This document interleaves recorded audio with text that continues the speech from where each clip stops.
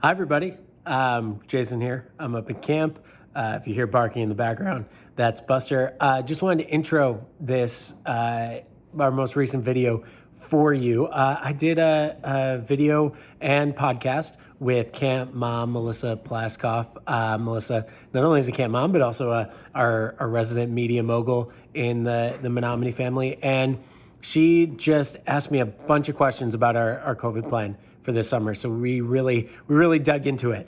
It's a long video, but really informative. It's the first of a bunch of conversations we're going to have leading up to camp. But we get into quarantine and travel and testing and cohorting and masks and literally every part of camp as it relates to COVID. So I hope you enjoy it. If you don't want to watch me, which I completely understand, I don't always love watching myself, you can also listen to this interview in podcast form. Our podcast is called The Campcast, Apple Podcasts, Spotify, Stitcher, wherever you get your podcast, you can find it there. So enjoy, and I hope it's informative, and reach out with any questions, and we will talk to you soon. Later. Well, listen, here's what I want to say. I want to give you a huge congratulations, like the size of the state of Texas, because camp is back. And I know that Parker Plaskoff was not happy last summer because of camp being canceled, but I know you worked really hard to get this rolling this year. And so from the Plaskoff family, we say thank you. Well, we will do anything for the Plaskoff family. I appreciate it. We're excited. I'm really excited. Last year was devastating for all of us, and we've been working really hard for the last year to get to a place, and like the cliche in camping right now is how much the kids need this. But I think the thing that no one is really talking about, the best kept secret, is how much the directors need this and how much the staff need this. And so we're doing it for all of us. And we're excited to be back. I'm up at camp right now. I got up here last night. There is snow on the ground and it's 70 in Chicago. So I didn't come at the right time, but yeah, we're excited, thrilled, ready to go. Okay. So I know as a parent of a camper, I have a lot of questions, and I'm sure, what do they say? If you have that question, someone else must have that question too. So let's just get into it. How will camp be different this summer? I mean, I know big picture, we're going to get into travel and pods and if someone gets sick, things like that. But will the overall experience be different? I mean, I don't think so. Different in the ways that there's some things that we're not going to be doing that we've always done that the kids really look forward to, right? Like we're not going to be having town day outside of camp, but we are working with our staff to have in-camp town day.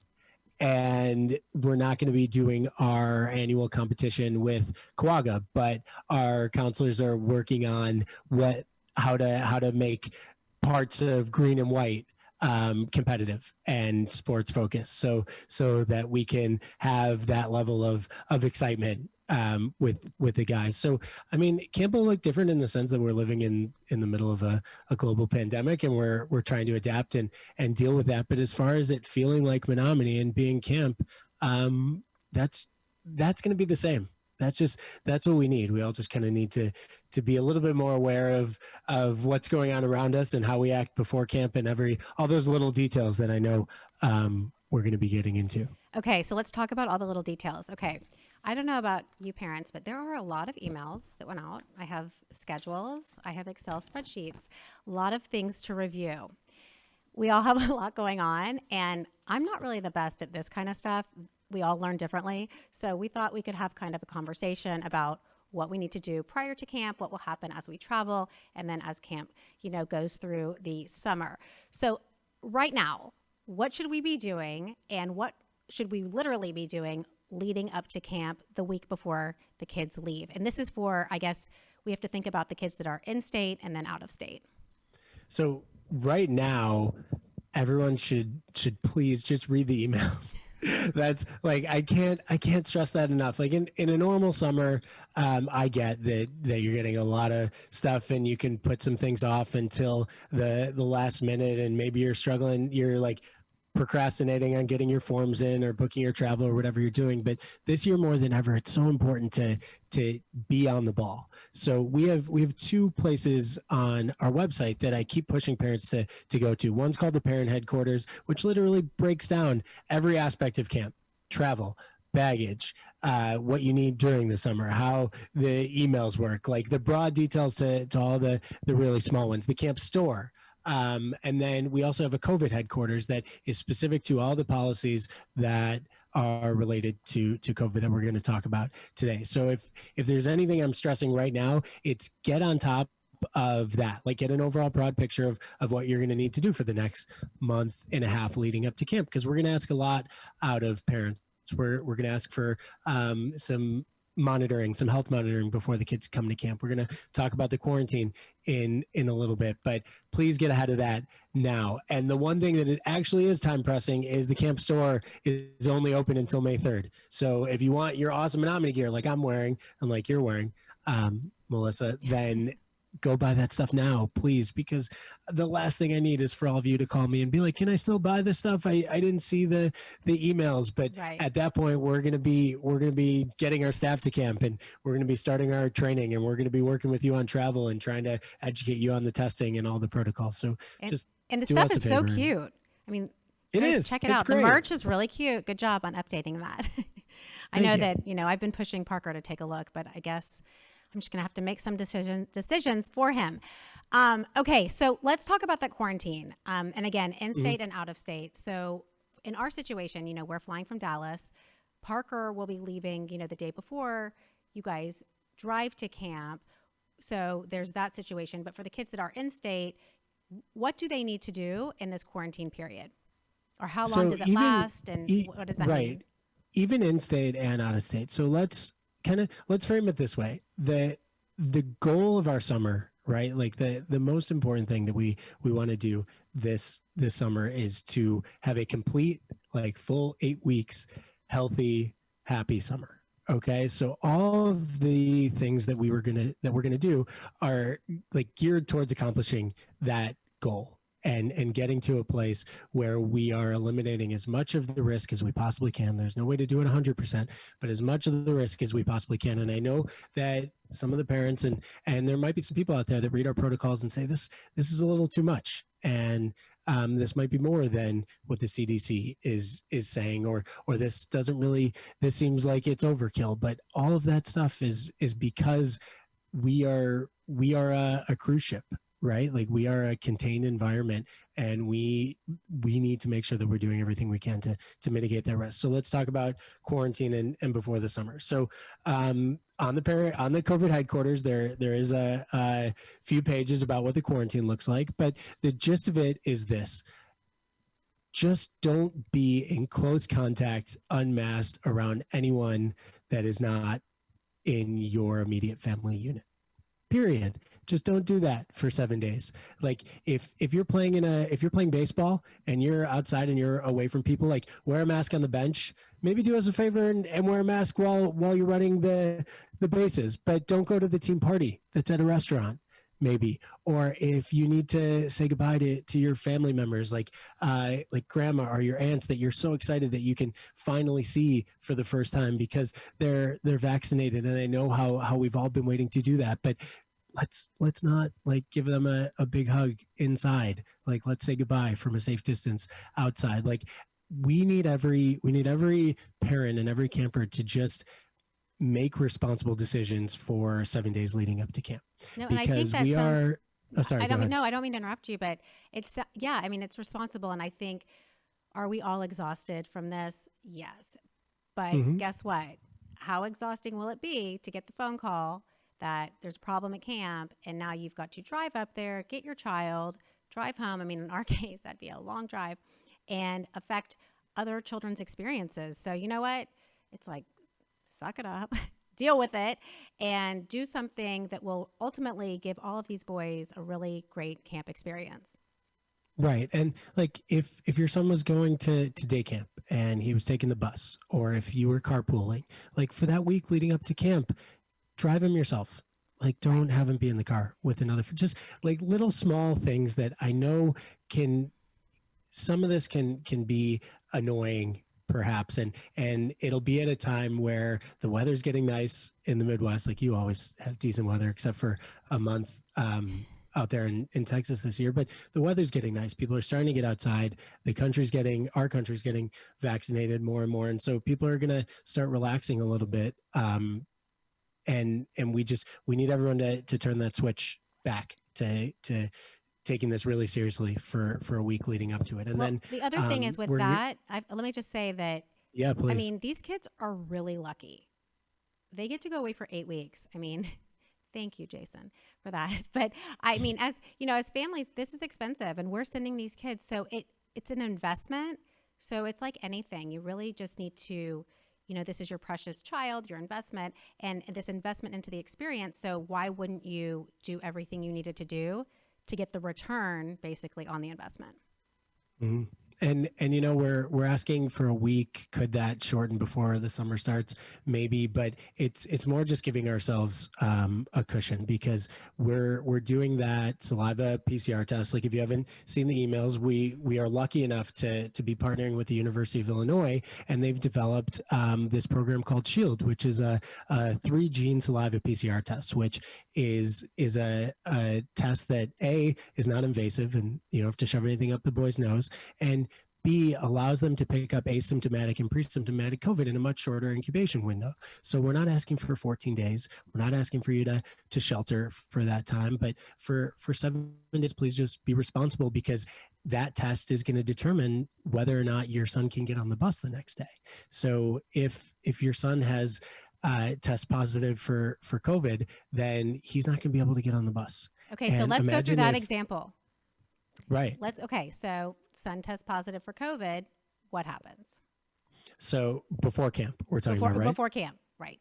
Right. So then basically we'll ask that family to follow CDC guidance. I think right now it's still 10 days, a 10-day quarantine, and just clearing quarantine and kind of writing out your positive diagnosis, and then you can come back to camp once you've cleared quarantine and have no symptoms after that time. But you've missed out on the first 10 days of camp, and that really stinks. It totally stinks. Like, some things are out of your control. I know that, but and imagine if you're an out-of-state family, so which you are. You don't have to imagine it because you are. But like if you flew Parker into Chicago the day before and he got tested positive, like, now you're in Chicago and you have a camper who just tested positive, and you can't get on a plane to go home, and you have to figure out what you're doing from there.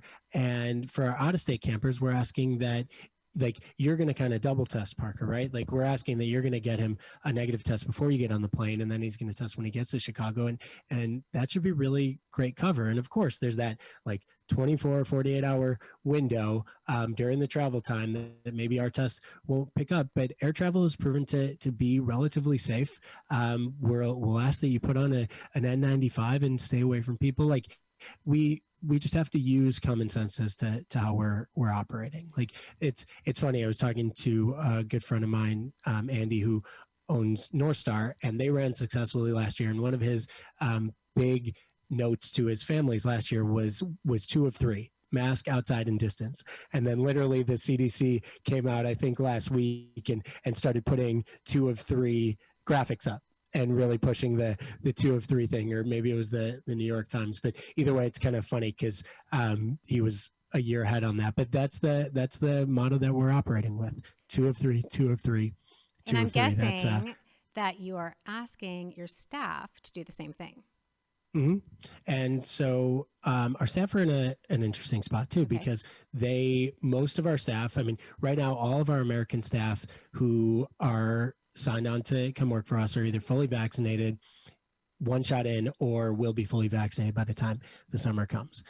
We have a number of international staff that it's not available to them where they are. So we are working with our local health department to set up vaccine clinics for when they get here. So by a few weeks into the summer, at least halfway through, our whole staff will be vaccinated, but we're still going to ask them to follow a similar protocol. And unless the CDC tells us not to. And even if they do, we're probably still going to test them as well, unless there is a study out there that says 100% of people that are vaccinated can't carry the virus. And that hasn't happened yet. I mean, the numbers are pretty low, like 0.007. I mean, they're phenomenally low. But yeah, so our staff are going to do the same thing that the kids are doing, and the staff are coming 2 weeks ahead of time. So they'll have fully cleared quarantine before That's the great. kids even get there. Okay, so let's say everyone follows protocol. They do what they're supposed to do. They go to your website. They look at the parent headquarters. They go to the COVID headquarters.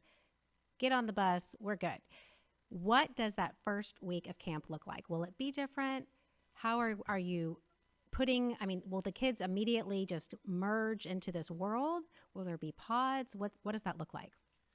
Yeah, so it's a great question. So the first thing is how we're going to travel up to camp. So we are asking everyone to come to Chicago so that we can bus everyone to camp through Chicago, and we're going to put them on buses based on their pods or cohorts. So we're going to have it's not just going to be one cabin. It'll be a couple cabins or two age groups, enough where they can still do full activities. They can still play sports. They can still participate in all the stuff that they want to do, and we're still going to give them the choices of the activities that they want to do, because that's a major tenet of our camp program. But they'll travel up to camp in those groups, and then that first week of camp, you will have pretty heavy masking protocols. But remember, two of three. So when you're in your cabin, you don't have to wear a mask. That's going to be your family unit. You will then be doing activities with your pod or your cohort. So your cabin and 2 to 4 other cabins, right? And so you're not going to have to wear a mask in the shower house or when you're down at the waterfront. And I will ask that when, for example, you're playing basketball, if you're playing in a basketball league with kids from another cabin, which you will, because they'll be a part of your pod, we're going to ask that the boys wear a mask for the first 6 days, because even though we're outside, we won't be distanced in those scenarios, right? So we won't hit those two. So we'll need to throw a mask on to hit 2 of 3. Okay, And when in you each say scenario, mask, what do you mean? So, and I think we all have different definitions, and maybe I'm Of wrong. mask? Right. I mean, is it a gaiter? Is it, something with cloth? Does it need a filter? What's your definition? Yes. So we'll put out, I was going to put out a video of kind of showing what masks are okay and what masks aren't. But we're going by the CDC recommendations. Gaiters, last year gaiters were okay. I was wearing a gaiter all around camp when we rented out cabins last year, but they're too thin. Jeff, our assistant director, likes to do the test where, like, if you can blow out a birthday candle through the mask, it's no good. But cloth masks, multi-layered. I have to wear a mask when I play tennis. I play a lot of tennis. I have to wear a mask when I play, and I like the ones that kind of go all the way around, where you can just kind of have it hanging down your neck, and then you can put it on when you see people. But everyone has different ones that are comfortable for them. And I know Amazon sells a lot of different kind of connectors. So that's what I would recommend, would be buying those connectors that you can do for the mask that don't go all the way around your neck. So that way it could just kind of hang there, and you can put it on and off while the boys are at camp. So we're going to ask them to have a mask at all times with them. And I'm guessing with dining, as they get into to go eat, well, they'll be masked up, and then obviously they're going to eat, and then mask on and leave, or how will that work?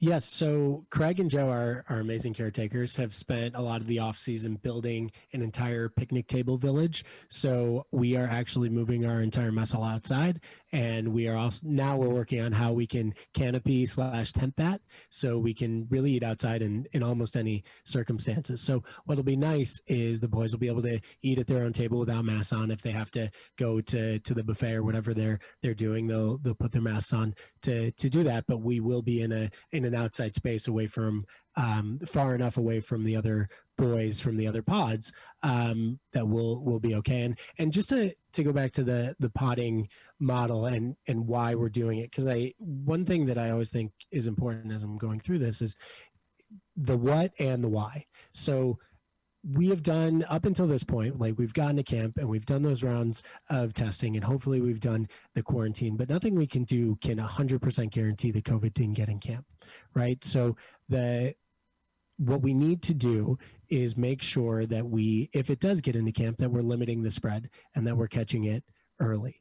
And that's why we're doing our mass and our pods and our cohorts, is so to limit the amount of people that you are in close contact with, either in an indoor space or like sharing air. And that's the key, is to just limit the amount of people that you're in close contact with that you could spread the virus to if it does get in camp. Because the goal would be to really cut it off, limit the spread, quarantine quickly, and make sure that it doesn't spread throughout camp. So that's why we're doing the pods and the cohorts early. And the goal for us would be test at day 3 and test again at day 6. So then we'll have -1 day 3, day 6. And we might be doing some surveillance testing after that, but those 3 tests within a 7-day window should give us really great cover for the summer. Again, not 100%, but it puts us in a really comfortable position, I think. Let me ask you a question about time off. It's kind of popped into my head. So I'm assuming that not everyone will be working every day for 8 weeks. So if a counselor or a staff member has a break and can go into town or go see someone, will that be possible? What will the criteria or the protocol be when they return and enter back into camp? Yeah, so everyone's asking, a lot of the questions we're getting are around like, so are you operating in a bubble? And what will your bubble look like? And when we put out our early information about our protocols back in January, we even used the term bubble a lot. But I kind of want to redefine. What bubble means, because it looks different now than it did 4 months ago because of the rate of vaccinations and the effectiveness of the vaccination. So originally in our heads, months ago, bubble meant completely closed campus, nobody in, nobody out. But with our vaccinated staff members, we are going to redefine bubble as the people and not necessarily the grounds. Like we're not going to draw a border around our camp and kind of put an electric fence there, but we will have created our own bubble with our people. So if a group of our staff members that have time off want to go to a campsite together, or want to go hiking together, or want to go to an outdoor area where they can have a picnic, or like do something off site that is not around anyone in public, but they're just together themselves, I think that's great. And I think that's healthy. And I think that'll help them relax and recharge a little bit. We will not be going in restaurants. We won't be going to the movie theaters. We're not going like indoor to Walmart. Like we're not doing any of that stuff. We're going to be interacting with the public, but we can maintain our bubble that doesn't necessarily have to be on our grounds with our staff. And I think that adjustment and allowing our staff to do some of that stuff offsite will go a long way into their mental health for the summer, and making sure that they're looking after your kids in the best way possible, and they can relax and recharge. So absolutely. I think everyone, we've all been home with our kids. Everyone needs a break. I wasn't asking anyone to work for 8 weeks, 24 hours a day.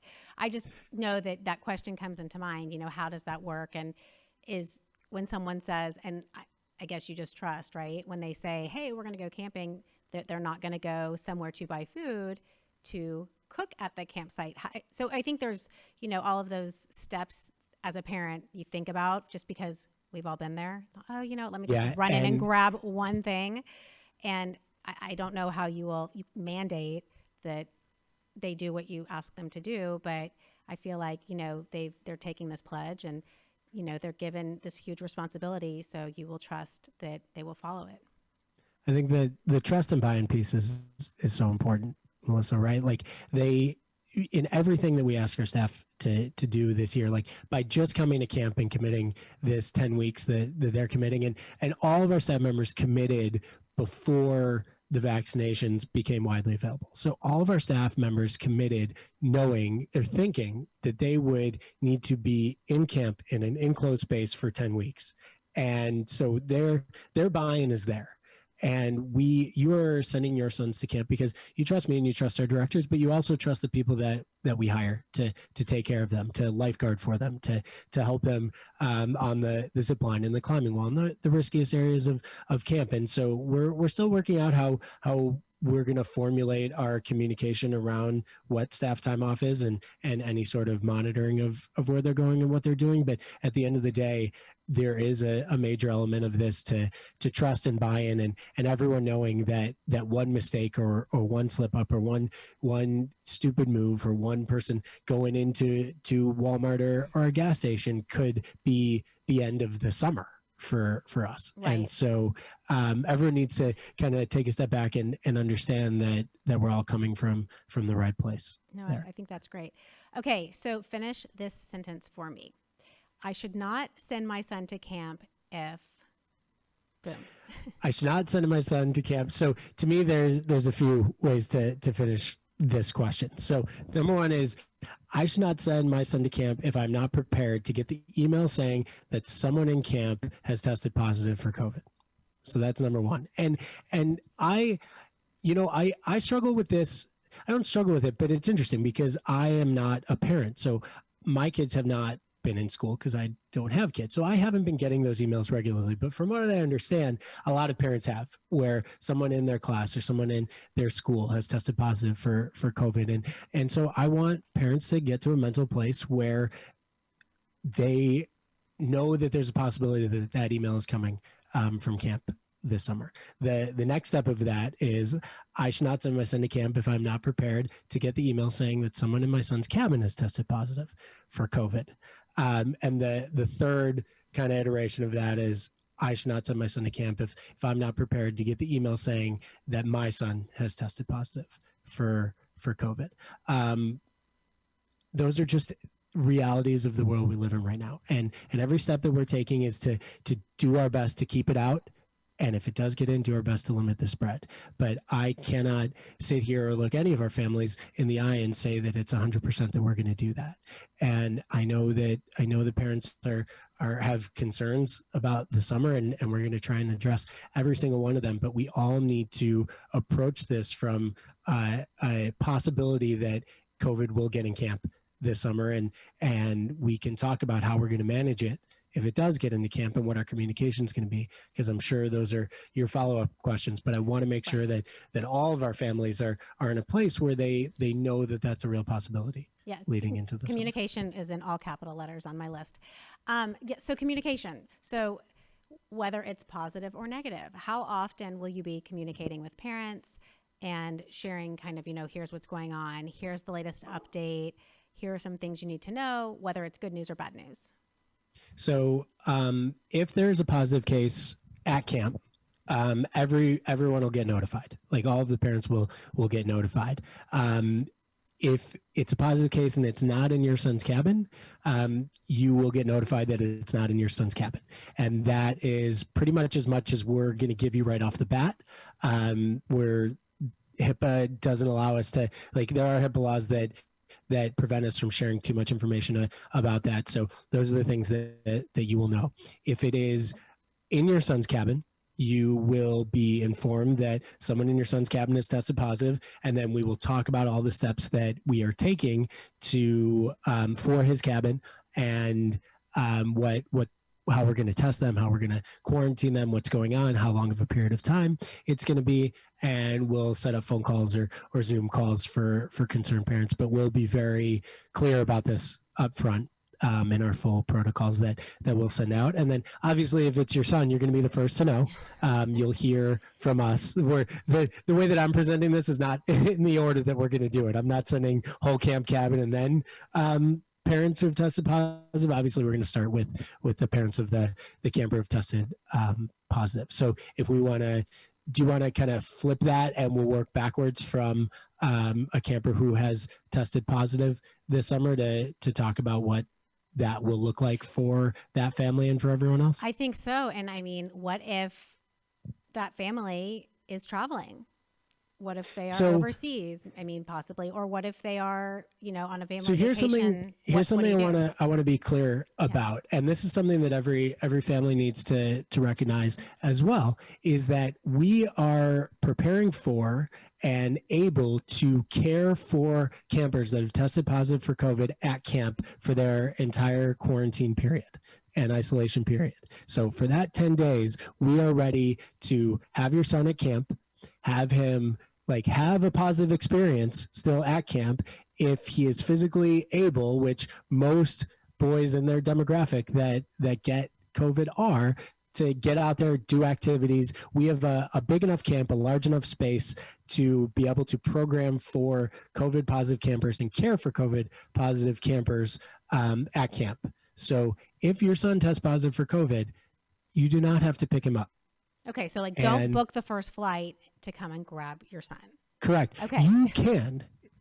I am not going to hold your son at camp and say you cannot come and pick him up. Some families are in a place where if their son has COVID, they want him to come home and finish his recovery at home and be in his safe, comfortable space at home. But we will provide that for him at camp. We have been working on new AC for our health center rooms. We have new Wi-Fi capabilities at camp. We'll definitely relax our technology policy a little bit for the boys who have tested positive, and then we'll have counselors that are vaccinated that are willing and able to fully program for those boys. So you can come pick your son up, but you do not have to.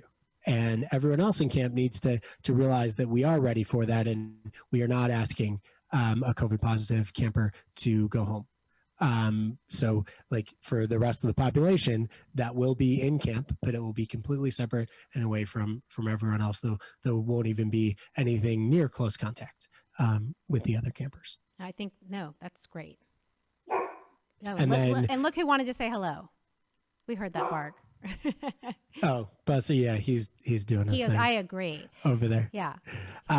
Okay, so that's that camper. And you will be in communication with you. The parents can decide what they want to do from there. There are medical facilities very close to us that have the capabilities to house and care for our campers if they do need to avail themselves of that. We will have our nurse and health team on site and telemed capabilities and testing on site. So we will have all of this covered for you and be in constant communication during that time. If it's a camper in your son's cabin, we will be pulling that full cabin out of their activities, and we'll kind of put them through a similar quarantine that you would if a camper from a person from your son's class would tested positive, because they would have been in close contact in their cabin for a longer period of time. And as our pediatricians direct, we will test those boys and we will program for them separately, like we would the boys who have tested positive. So we've had experience with this before. Unfortunately, we've had norovirus at camp before, so we have fully programmed for a cabin of boys that have had a virus, and we have fully done the health center to recovery cabin to clearing quarantine to back into your regular cabin space. So we've moved our campers through this. We've moved our staff through this. So as frustrating as that experience was at camp, it's definitely prepared us a little bit for this as much as we can. And then for the rest of the population, will inform everyone that obviously that there was a case in camp, and we'll make sure everyone is informed about future positive tests, or making sure that everyone knows that the tests on the boys that came in close contact were negative, and that we're COVID clear whenever that happens. So yeah, I think the parents that know us well know that we have a habit of over communicating on a lot of this stuff. So we're going to continue that trend. No, I think it's important, especially right now.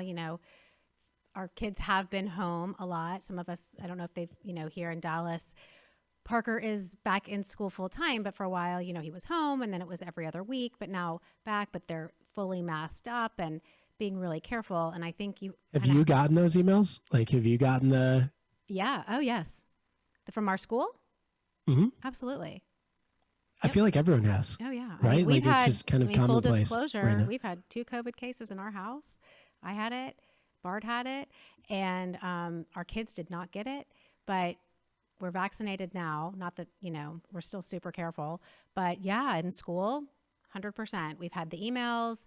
We actually could not go on our winter vacation because a child in my daughter's class had an exposure, which meant she was exposed, and we canceled our winter vacation. Now, did we have to and not tell anyone? I mean, there's that, but we want to be responsible. So we said, guys, we're staying home. And that's one thing that maybe we'll push this to the end, but one thing I really wanted to make sure parents know about that we are focusing on is the mental health aspect of this and the effect that it's had on not only our kids but our staff as well. You'll see if you've started filling out the forms. If you haven't, you'll see that there is a new page on our forms that is specifically related to your family and your son's experience throughout the pandemic and how it's affected you, like what type of loss that you've experienced, what big kind of milestones or family outings that you've missed. Because I think we all, like, it's really important that our directors and our staff get a handle on really truly seeing the effect that it's had on every camper at camp, because that just goes back into the we need this and they need this piece of this. No, absolutely. I think sure. They need it for peace of mind, and it's healthy, and to be able to be, normal again is, I just know that in our house, Parker has not stopped talking about camp. And I know that according to you, May 3rd is the cutoff for the store. So we have to get on that immediately. What if people watch this and they think, okay, this triggered something, I have a question. Should they email you? What's the best way to get in touch with you to learn more? Email, call, text, you can find us in any ways. And maybe what we'll do, if you're up for it, Melissa, is if questions come in, and I know we didn't cover everything, and there's a couple of things I wanted to touch on, but if questions come in, we can gather them and do this again. And I think so. Do a follow-up. We can also, it's up to you. We can take this on or off air, but we can have a conversation where we actually have kind of this panel discussion, and maybe it is an open forum, and they can ask you questions. And that'd be great. We could set up a webinar for sure. And we were going to do that anyway with our pediatrician doctors before camp starts too, so we could have a medical perspective on this. The one thing, just to circle back for 2 minutes about the cohorts and the pods, I want people to kind of realize that if 2 siblings are in separate cohorts, yes, they're not going to be going into each other's cabin, and they're not going to be in a close space unmasked and like sharing air. But if they want to sit on 2 benches 6 feet apart from each other outside and like hang out, they can do that. Like, we are not going to, it's not like we are going to be keeping the groups completely isolated from one another. We want to just do our 2 of 3. So we will be able to interact with our older brothers at camp, our actual older brothers and our camp older brothers and younger brothers for that time. So just know that we understand the value that having the older boys and the younger boys interact brings. And we're going to do that in a safe and COVID conscious way, even during that first week of camp. Well, I just want to congratulate you, because you have put a lot of thought into this, and you've worked really hard over the past year to make sure that we have the opportunity to send our boys, and hopefully we can all cooperate and do what we're supposed to do on our end, so camp can be really successful.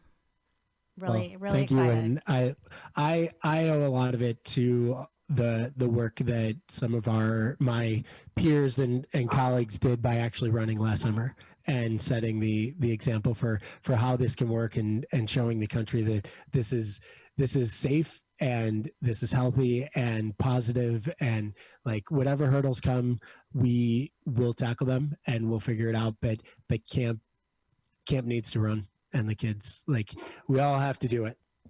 the kids need to be together, and I miss all of us being at camp together. No, So totally we're agree. going to make it happen. Awesome. Okay. Well, if you guys have more questions, reach out to Jason. Obviously, he's telling you to text, email, call, whatever. And I know that he's been super helpful, to us answering our crazy questions. But I guess no question is a dumb question. And Now when it comes to this this stuff, yeah. But hopefully we can get back together and have your questions live, because I know there's so much to cover, but we wanted to kind of give you a different, high level view to kind of put our toe in the water as to what we can expect this summer. Definitely. And as you said at the beginning, people take information in different ways. Right. So some people don't like to read the emails. So maybe this will be a helpful kind of overall guide that can steer them towards reading what they need to. And this is the first podcast of the season. So we're kicking it off in a great way. And I really appreciate your time, and always love talking to you. You have a great, calm perspective on camps, and it a great calm perspective on camp on camera. They're laughing behind here going, really? No, but but I think it does come down to trust, and we trust you, and we know that you've done everything, and you wouldn't be doing this if it was unsafe. So I think that's, for us, I just know it will be totally fine. And now we have to do our part. And I hope that, like I said, I hope other families do too. And I think your camp community is all like-minded, so it won't be an issue. I think so too. All right. And I know that we've been in lockstep with every other camp director in our area. Like a lot of our good friends, we're all doing the same thing, and we're all in it together. And so share your concerns, share your thoughts. We'll get to a place where we're all together on June 21st, and celebrating in the safest and most excited way that we know how. Awesome. Thank you so much, Jason. Thank you.